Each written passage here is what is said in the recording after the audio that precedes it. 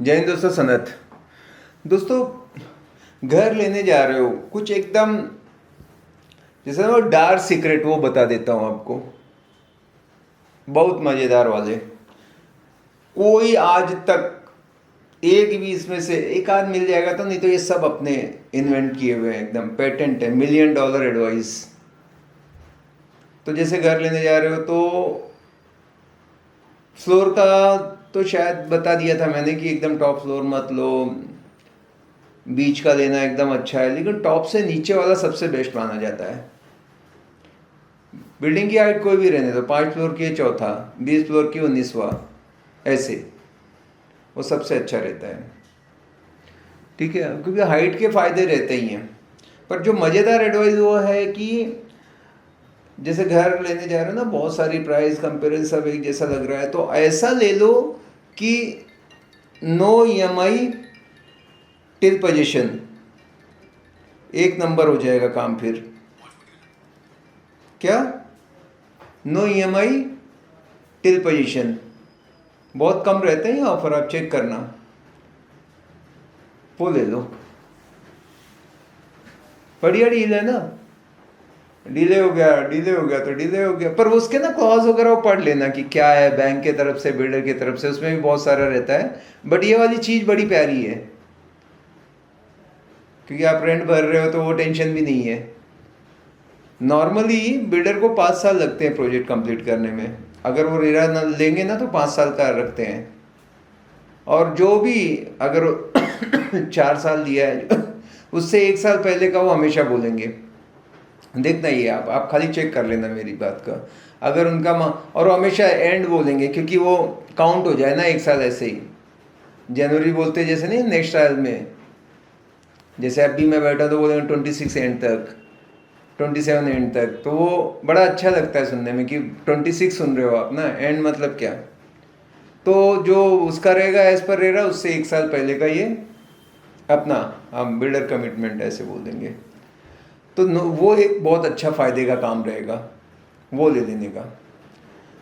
उसके बाद हमेशा फ्रंट फेसिंग लो, पोडियम फेसिंग, अगर अच्छी सोसाइटी है। बैक फेसिंग में क्या आएगा कभी पता नहीं, मैं उसका फंसा हुआ आदमी हूँ। मेरे को दिखाया था मस्त ऐसा ऊपर रिवर ऐसे बह रही है, और बाद में वो ओपन जगह है, मतलब रेड फ्लैग है, मैं आपको बोल रहा हूँ, सीधी सी बात है। कोई ना कोई दूसरा आ जाएगा, बड़ा आ जाए ठीक है यार, दिन भर टेरेस में बैठ के मैं व्यू भी नहीं देखता था नदी का, एक शौक था पूरा हो गया। पर जो मतलब खाटखुट चालू रहता है, अगर कुछ आ रहा है, वो जो उनका डिगिंग वगैरह ऐसा कड़कड़ कड़कड़ आवाज़ आती है ना, वो बाप रे बाप, ऐसा दिमाग खराब होता है। कितना भी सारी दरवाजे खिड़कियां बंद रखो, साउंड प्रूफ रखो, ऐसा ना पहले ही दिन जिंदगी के 10 झमेले हैं। सर दर्द है, मतलब इरिटेट होता है वो साउंड से। और एक तो वो एक बार दिमाग में आ गया तो जबरदस्ती लाउडली टीवी लगाओ, कैसे तो भी उसको ना ऐसे सोचते हैं कि कैसे कम करें। और उनके टारगेट या कुछ रहता है कि वो सैटरडे संडे उल्टा ज़्यादा सवेरे 7 बजे चालू कर देते हैं। धूल मिट्टी का तो पूछो ही मत, मतलब वो तो चलो वो तो बंद कर लेंगे, लेकिन ये आवाज़ बहुत नॉइज़ परेशान करती है, और कुछ ना कुछ आ जाता है, और वही देख के बेचते हैं। स्पेशली फेज़ 1 फेज़ 2, पता नहीं कौन क्या आने वाला है। और जिसने मेरे को बेचा था वो आदमी का जॉब ही चला जाता है जब तक पोजीशन मिलता है। वो आदमी ने 3 कंपनियां बदल दी होती है तब तक। आप देखो कितने लोग कहाँ टिकते हैं, वही वही लोग आपको इसमें थे, इसमें इसमें हम लोग तो इसी फील्ड में है ना, तो हम बोलते दोस्ती बना के रखो। 6 महीना 1 साल कंपनी स्विच चालू रहता है। तो अब उसने तो कमिट दिया था कि ये है, इससे हाई राइज तो आएगा ही नहीं, अगर आ भी गया तो मेरे से भी आगे चल गई। मैं वही सोच के लिया था, टॉप फ्लोर लेके फंस गया। देखो गर्मी वर्मी का इशू ही नहीं है टॉप फ्लोर पे। और एक चीज है, पानी का प्रेशर हमेशा लो रहेगा। बूस्टर पंप लगाना पड़ा ऐसे, क्योंकि मैं रहता हूँ 20th फ्लोर पे, पर ऐसे देखेंगे टेक्निकली 23rd फ्लोर है। तो इतना मतलब रहता है कि भाई थोड़ा भी रहेगा तो नीचे वाले फ्लोर को तो सब एकदम चकाचक है। ऊपर वाले को हमेशा, स्पेशली गर्मी वगैरह में, आपको मालूम है पानी का क्या प्रॉब्लम रहता है। टैंकर सप्लाई, अपना फंड पूरा टैंकर में जाता है। अभी इस साल तो चलो भगवान की दुआ बारिश है, फिर भी वो ढूंढते रहते हैं टैंकर माफिया बहुत डेंजर है कि कहाँ से कैसे, उनको तो जितना प्रॉब्लम उतना पैसा है, क्या नहीं। खैर वो अलग टॉपिक है, उस पर कभी बताऊंगा कि क्या क्या उसमें सीन होता है कैसे। तो ये एक चीज़ देखो, मिडिल फ्लोर इज बेस्ट आपको ज़्यादा, क्योंकि डाउन फ्लोर पे ले लिया चलो। अभी होता क्या है पता है, अगर वो सिटी में हम जहाँ लेंगे, फिर वो चौक वौक रहता है, फिर वहाँ पे कुछ भी होता है ना फंक्शन, वहाँ पे धूम धड़ाका, तो साउंड इतने ज़ोर ज़ोर से बजते हैं कि अपनी पूरी शांति भंग रहती है। पर जितना आप टॉप पे जाओगे ना, तो उसका नॉइज़ का जो या पोल्यूशन का जो लेवल है, या मच्छी मक्खर ये कम आते हैं ना, उनको मुश्किल होता है फ्लाई करना, तो वो चीज़ें ऊपर बच जाती है। मेरा लेने का कि मेरे को प्राइवेसी चाहिए थी, मेरे को कोई देख ना सके, बस ऐसा मेरे लिए वो बड़ा मुद्दा है घर के लिए, मतलब स्पेशली कि चाहे जैसे रहूँ मैं, वो सोच के लिया। लेकिन हर एक चीज़ के साथ दो तीन प्रॉब्लम रहती। पहले ग्राउंड फ्लोर का शौक था, ग्राउंड फ्लोर के दूसरे लफड़े रहते हैं, कुछ भी वो सब कोई ना कोई ऊपर के इतने फ्लोर में से कुछ डाल ही देगा। किसी का बच्चा तो होता ही है शैतान, वो कभी सिगरेट के बट आएंगे, कभी कुछ आएंगे, रोज़ दिमाग खराब उठ गया है ये क्या है, आपने शौक से लिया। और ये तो वो भी इशू, ग्राउंड फ्लोर पे तो सभी का आना है कोई कोई क्या क्या। मैं अपने सोसाइटी एक दिन सोचता हूँ बड़ा फनी सा वीडियो बनाऊँ कि सब ग्रुप में होता क्या है दिखाऊँ, अच्छी अच्छी लोगों में भी क्या क्या चलते रहता है, मज़ेदार रहता है time pass. Saturday Sunday specially कोई ना कोई कुछ ऐसा कर देगा गाड़ी, और फिर चलता रहेगा उसके ऊपर डिस्कशन, पूरा टाइम पास। खैर, तो ये चीज़ का भी ध्यान रखो, ठीक है। अब मैं आपको बताऊं कि ज़्यादा सस्ती चीज़ें मैंने कब बेची है। मान लो कोई प्रोजेक्ट है, उसने बेच दिया, वो 90% बिक गया, 95% बिक गया, तो उनकी जो शुरू में जब लॉन्च रहता है ना, तो पूरा ताकत झोंक देते हैं उसको, एडवर्टीजमेंट होगा, उनकी टीम हायर होगी, सारे लोगों को इकट्ठा कर देंगे, बैंक के साथ करना, ये तो पूरा शो शाह हाइप करना उसका, ये होने वाला है, ऐसा रहेगा, ये चीज़ें। हर एक प्रोजेक्ट का यही है शुरुआत में, मतलब प्रमोशन हैवी करते हैं, हैवीली प्रमोट करते हैं वो। और उसके बाद जैसे जैसे 80-90% बिक जाता है, फिर ठंडे पड़ जाते हैं, मतलब फिर स्लो हो जाता है। शुरू का ये कर लिया, उसके बाद वो नॉर्मल चलता रहता है, बिकते रहता है। पर लास्ट में क्या करते हैं, वो सारे टीम सेल्स ऑफिस वगैरह बंद बिन कर डालते हैं, फिर भी उनके पास 5-10 यूनिट रह जाती है। ये मैं एकदम लिटरली प्रैक्टिकली किया हुआ चीज़ बता रहा हूँ। अब उनकी टीम पूरी चली गई, पहले जो 20 लोग 25 लोग थे, खाली 2 लोग बैठे रहते हैं, कोई कुछ आ गया तो, या एक आदमी बैठा रहेगा, एक उसके साथ वो जो चाबी बीबी जाके खोल के दिखाने को 4-5 ऑप्शन बने रहते हैं। वो चीज़ें बहुत सस्ती रेट में बिक जाती है, क्योंकि वो जो लास्ट में आदमी बिठाया है वो ऐसा ही होगा उनका, बहुत स्मार्ट आदमी नहीं होगा। शुरू में तो एकदम धाकड़ लोगों को लगा देंगे कि जो बढ़िया परफॉर्मेंस है, ये खाली एक वॉचमैन टाइप का या लास्ट आदमी जैसे ना बैठा हुआ है खाली। उधर जाओ और उनके पास अब कोई एडवर्टाइज तो करेगा नहीं कोई लास्ट के 4-5 के लिए, समझो 1000 फ्लैट का था, अब लास्ट के 10 फ्लैट बचे हैं, तो उसके लिए वो अलग प्रमोशन करेंगे तो कहाँ परोड़ेगा, आजकल वो भी बहुत कॉस्टली है। तो वो घूम फिर के मैंने सारे उन्हीं पे काम किया है। मैंने 80% जो यूनिट्स बेची हैं वो बेची, क्योंकि मुझे पता है तब वो एकदम ठंडे पड़ गए हैं। जो बचा है उनको दिखाओ, कोई आता नहीं है, कोई एडवर्टाइज, किसी को कुछ पता ही नहीं है। किसी फ्लैट में ही उनका मार्केटिंग ऑफिस वगैरह उठ चुका है, क्योंकि अब इतने के लिए 20 आदमी बिठा के नहीं रखेंगे कि फ्लैट 5 बचे हैं और 20 लोग लगे हुए हैं, तो ये सब तो उनको जमेगा नहीं।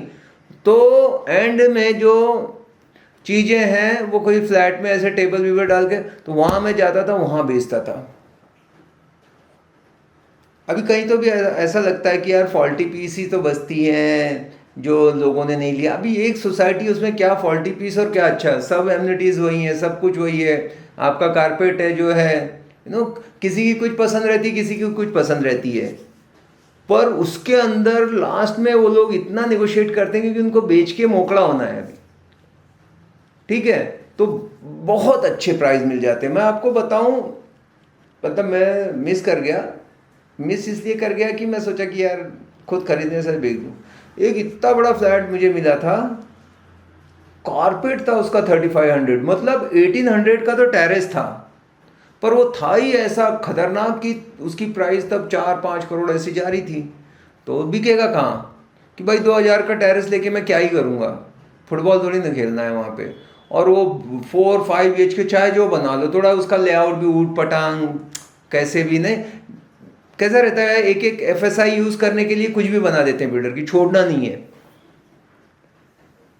तो वो चीज अब मुझे पता लग गया था ये चांस की चीज है, मैं घर वालों को लाया, दिखाया, और आपको बताऊं मैं, क्योंकि वो बिक नहीं रहा था, उसके अंदर जो कूड़ा खपाड़ा जो पूरा बचा खुचा ऐसा था ना मटेरियल बिल्डर का, वो डाल के रखा था। और हमेशा पॉश सोसाइटी में अगली फ्लैट सबसे सस्ता मिलेगा, कोई माँ बाप नहीं है जिसका, जाले लगे हुए, अंदर आओ तो ना 2 बार तो छींक आएगी ऐसा ऐसे, पर मुझे लगा ये हीरा है, बस कोई पहचाना नहीं इसको। और पर घर वाले आए, बोले इतना बड़ा हम क्या करेंगे इसको, देवर रहने वाले हस्बैंड वाइफ है, और वो कुछ ज़्यादा ही बड़ा, आप 3500 कारपेट सोच सकते हो कितना बड़ा होगा, भयंकर बड़ा था। और मैं इंसिस्ट करता रहा कि भाई इसको ले लेंगे, मतलब सिम्बाइसिस नज़दीक था, तो मुझे लगा स्टूडेंट वगैरह को दूंगा मैं, कम से कम 20 लोगों को ऐसे महीने का 3 लाख निकालेंगे इससे रेंट, काम वाम करके थोड़ा चकाचक बना के, चाहे जहाँ से सर 2 फ्लोर था, डुप्लेक्स टाइप का था। पर घर वाले ने रहना था, उनको रिजेक्ट कर दिया, पता नहीं फिर क्या, थोड़ा सा मेरे को स्ट्रेच भी करना पड़ रहा था उसको लेने में, पर मुझे ऐसे फेंके हुए रेट में कि मेरे लिए, मैंने बोला ना, बात किया कि मैं ले रहा हूँ क्या रेट रहेगा। फिर तब तक में मुझे एक कस्टमर मिल गया, तो कस्टमर ने एकदम, उसको तो वो चीज़ जम गई भैया, और मुझे लगा कि अच्छा मिल रहा है जगह पे, इतना ब्रोकरेज छोड़ो ना यार, अपने लिए तो चीज़ आते रहती है, मतलब पता नहीं क्या मती मारी गई थी यार। अभी मैं देखता हूँ ना, कसम से, उसने मस्त इंटीरियर किया, खतरनाक पैसे डाले, महल बनाया, महल, मतलब आपको मॉर्निंग वॉक पे कहीं जाने की ज़रूरत ही नहीं है। मतलब बताने का क्या है ये, कि ऐसे जाओ, एक तो रेडी टू मूव मिल रहा है, और फिर उसमें प्राइस बहुत कम हो जाता है, क्योंकि उनको ना कोई ऐसा बैठा नहीं कि इतना ही ऐसा है, वो बस क्योंकि उनका बिका नहीं था, क्योंकि ये साइज़ का था, कौन देगा इतना ये सब। पर मैं गया, मैंने देखा चांस की चीज़ें।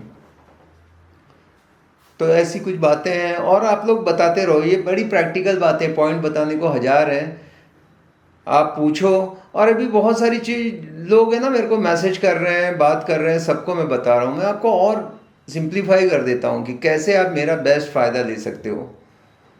एक तो है कि आप सब अपना देखो, सर्च करो, जहाँ भी है उससे पहले मेरे को पूछ लो कि सर ये बोल रहा है, ये बोल रहा है, प्राइस में कैसे। मैं मान के चलो, मतलब 5% तो बचाऊंगा, ज़्यादा भी बचा सकता हूँ, लेकिन मिनिमम वर्स्ट केस आप जाके पूरा मतलब सर्च करके बॉटम प्राइस लेके आ जाओ, दो मत पैसा, आप आओ मेरे पास, उसके बाद भी मैं कम करके दूंगा। जो नेगोशिएट करके मैं बिठाता हूँ ना डील, लोग एकदम अमेज होते हैं, अरे यार इतना हो सकता है क्या। मैंने बोला हाँ, खाली आपको मालूमात रहेगी कहाँ क्या है, कौन है की पर्सन, किसके पास बैठेंगे तो क्या होगा, कैसे रहेगा, वो सब सेटिंग रहती है। फर्क तो रहेगा ना, आप अपने प्रोफेशन में बेस्ट है। अब मेरे को नहीं आती है कोडिंग, मैं जाके उसका करूँगा तो कैसे, सेम मेरे में मैं बेस्ट हूँ, आप कितना भी कर लोगे, पर अपना कुछ अलग ही रहता है। और जब इतने दिन से हजारों सौदे, इतने क्लाइंट, तो आपका तो रहेगा ही ना कुछ और। मतलब अभी जैसे अभी क्लाइंट बन के गए अलग रहता, हमको फ़ोन आते हैं कि सनत आओ अपन बिठा देंगे आपको, जो 5 करोड़ बोल रहे हैं हमको बोल रहे हैं कि लेके आओ 3.5-4 करोड़ में भी कर देंगे। समझ रहे हो क्या आप? फ़ोन आते हैं ऐसे, जिसको जो अभी सब नहीं, पर कुछ लोग हैं, तो आपको उससे क्या लेन देना है, जहाँ जम रहा है वहाँ जमाएंगे ना। तो एक है कि आप सब कर लो, और मेरे से हफ्ते में एक फ़ोन किया, जब भी ज़रूरत है पैसे देने से पहले फ़ोन किया, मैं आपका पैसा बचा दूंगा। एक है कि मैं आपके बिहाफ में पूरा कर लूँ, चॉइस आपकी है। पर और ये दोनों में पैसे नहीं लगने, आपको बता दूं। अच्छा आप बोलोगे कि ये क्या है, पैसे क्यों नहीं लगने? अरे पैसे हमको बिल्डर देता है ना, तो हम आपसे क्यों दें? समझ रहे हो कि नहीं? तो ऐसे नहीं कि मैं कुछ एहसान कर रहा हूँ, मैं बिजनेस ही कर रहा हूँ, मुझे वहाँ से मिल रहा है आपको गाइड। हाँ अच्छा, मैं कंसल्टेंसी कर रहा हूँ, आप खुशी खुशी दे दो। क्यों मैं ऐसा कर रहा हूँ खुशी खुशी? आज के ज़माने में कोई करता है क्या? सोशल वर्क क्यों कर रहा हूँ भाई? मैं अब भी कर रहा हूँ, बाद में मैं पैसे छापने वाला हूँ।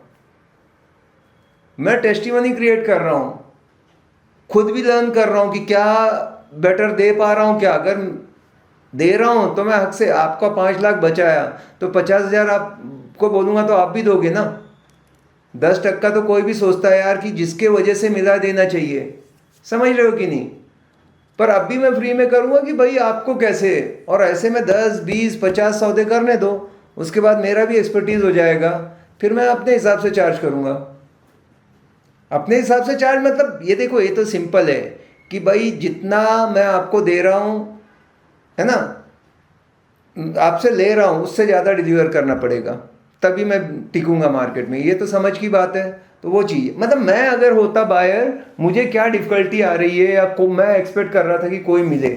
हमको नॉर्मली रिश्तेदार नातेदार मिलते हैं, पर उनका नॉलेज आपका नॉलेज बराबर है, तो अंधा अंधे को क्या रास्ता दिखाएगा। वो थोड़ा इधर उधर करके डाल देगा, या आप थोड़ा गूगल कर लोगे, आप चैट जीपीटी को पूछ लोगे, वो ठीक है।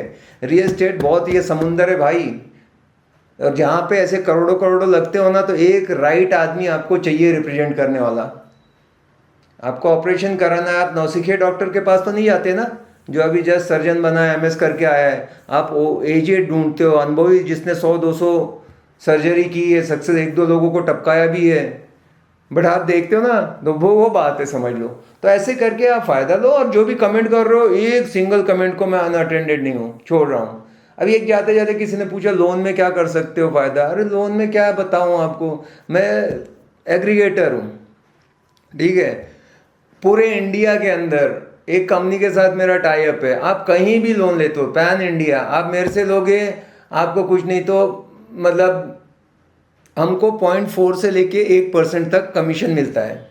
मान लो 1 करोड़ किसी ने लोन लिया, तो 40,000 से लेके 1 लाख तक बराबर मेरे को आ रहा है। आप ले रहे हो, मेरा खाली मैं जो कनेक्टर कोड रहता है ना, वो नंबर डाल दूंगा, जिससे कि वो बेनिफिट मैं आपको कुछ नहीं तो 50% पास कर दूंगा। मेरे को 1 लाख मिला, 50,000 आप रख लो, प्रोसेसिंग फीस आपकी बच गई, किचन कैबिनेट बच गई, जो भी बचा 10,000 बचा, 5,000 बचा, बचेगा, बस बात खत्म। इतना ही सिंपल। आप और वो बैंक कौन सी है, आईसीआईसी, एचडीएफसी, एसबीआई, जो आपको चाहिए। हम लोग एग्रीगेटर का काम करते हैं, ठीक है। तो एक कंपनी है जो इंडिया की बहुत बड़ी कंपनी है, और उसके साथ हम टाई अप कर रहे हैं, हमारे कॉन्ट्रैक्ट हैं। हम जो भी बिजनेस देंगे तो अपने कस्टमर को बेनिफिट मिलेगा, हमको कट आता है, मैं आपको पास कर सकता हूँ। तो वो था, किसी ने क्वेश्चन किया था। ऐसे बात करने को बहुत सारी चीज़ें हैं। मैं आपको एक बात बताता हूँ, यहाँ पे कोई गूगल किया हुआ नहीं है, कोई एआई का मैंने यूज़ नहीं किया। मेरे अनुभव में आपको बताता हूँ, किसने भी बात करनी है तो बात करते आपको अंदाज़ा आ जाएगा। और मैं 100% ईमानदारी यहाँ पे देने की, मैं फौजी हूँ, एक्स आर्मी वाला आदमी हूँ। तो ऐसा है कि प्राण जाए पर वचन न जाए।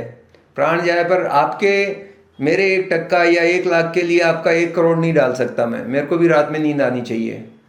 तो आपके लिए आपका प्रॉपर्टी सोल्जर यहाँ काम कर रहा है, फ़ायदा लो। ये पुणे के लिए नहीं, पूरे इंडिया में भी कंसल्टेंसी कर सकते हो, जाके आप बात करो। पुणे में कोई है तो मैं तो पूरा उसका संभाल सकता हूँ।